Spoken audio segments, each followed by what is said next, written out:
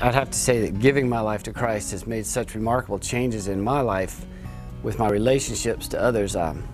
For one, my wife and I married 18 years, and since I gave my life to Christ a year ago, our marriage has absolutely blossomed.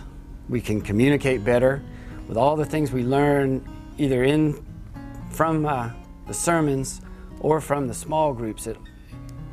We seem to find something that helps us in our everyday life. One reason I'm so excited about having our own building for the West Campus is that we have a place where people can come and feel comfortable in the small groups. I've been fortunate to see some remarkable transformations take place in other people in these small groups I've been in. Go back a year and a half or so as to what West meant to you. And I had to speak on my son's death May the 11th last year. So I called Cinnamon, who was Pastor Ron's assistant, and I asked her to have Pastor Ron call me. So about 15 minutes later, he called me, and 15 minutes after I got through talking to him, the front door of my home opened, and my church family they were there. They were there, they just loving on us, just praying with us, grieving with us. And at that point, I realized we're not just church family. We are all brothers and sisters together. There's no separation. I didn't lose a son. My son didn't die. Seacoast West lost a brother. A brother died, a church member died. And that's the way I see West now. We are connected. We are all connected. Seacoast Church we're all connected with Seacoast Church, but we're different campuses. But that heart at Seacoast West is the members. We are one heart. But my son that died last year, Bertel and Justin and I, we went together as a family to Seacoast. And from day one, we were the only African Americans that walked in that door. For a long time, we were the only African Americans. But there was never, from the first moment, we were greeted and welcomed in love. You know, church is not a building. It's not just a theater. It's not just a nice church like we have now. It's the people, you know, relating to one another in Christ. From the moment that we got there, you know, there were just people that just welcomed us in and plugged us in. And within a couple weeks, we were a part of the family. I believe that somewhere, somehow, everybody is called to be involved in a group with other people. Nobody should be out there by themselves. There's no reason for it. We came to Seacoast, we brought Tyler and Francesca. They were the only ones that could stay Sunday to go to church, and they came to the theater with us. And my wife, being that she's a real prayer warrior, and she never misses an opportunity to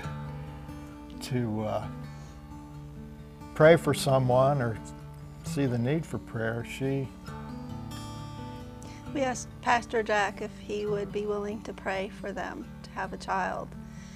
And he went looking around for someone else to come in and pray with us. And other pastors were getting ready for the next service, so he grabbed Pam Stritch, and so the two of them came into the little prayer closet, and they prayed a mighty prayer for a child, for our children.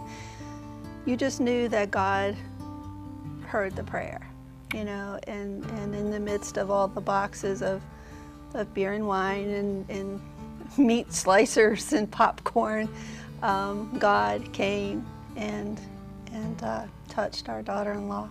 I was coming home from work, because I work night shift, and when I came in, the phone was ringing. I looked at the caller ID and it said no data. So I figured it was a telemarketer, and I said, I'm not going to answer it. I started walking away from the phone. And I know this was the Lord. He said, answer it, it's Francesca. I said, okay, so I answered the phone, and it was Francesca. And she said the usual, you know, how are you, how's Dad? Then she says, oh Mom, she said, Tyler told me not to say anything, not to talk about it, but I've got to tell you, we're pregnant. Whenever I first walked in, I thought, wow, this is not traditional at all. It was really cool. It was like up to date, and You know, it was cool because there was people like me, there was kids that did stuff in the church, like they helped out and they didn't just exist and not be able to do their part. I'm involved in Nitro, and I started a high school small group. My mom has definitely seen a difference in me because I never liked to go to church before, and now I'm just like, please take me, please take me. I was coming to church, but I wasn't involved in any ministry, so immediately when we started at the West Campus and the theaters, everybody needed to do something, and that's where the growth began. And it's just been a tremendous journey. The growth at the West Campus is unbelievable. I have the same small group. I have a larger group of Christian friends that I can go to in time of need and pray with.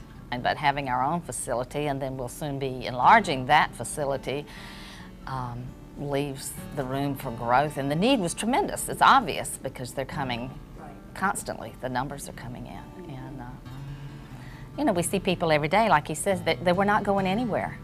And there's a place. I think that's the most phenomenal thing about Seacoast is that you can't hang around and not grow.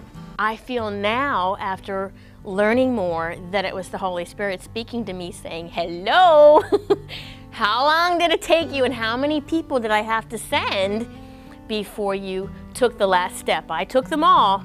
Now, Robin Lee, you have to walk in. And then around January, I went to West. I'm like, ooh, they have a pretty new place. I feel good, and it's 5 minutes from my house. And it's completely changed the dynamics of what I do, who I'm with, the books I read, the radio station I listen to. I do host greeting now. I help with newcomers.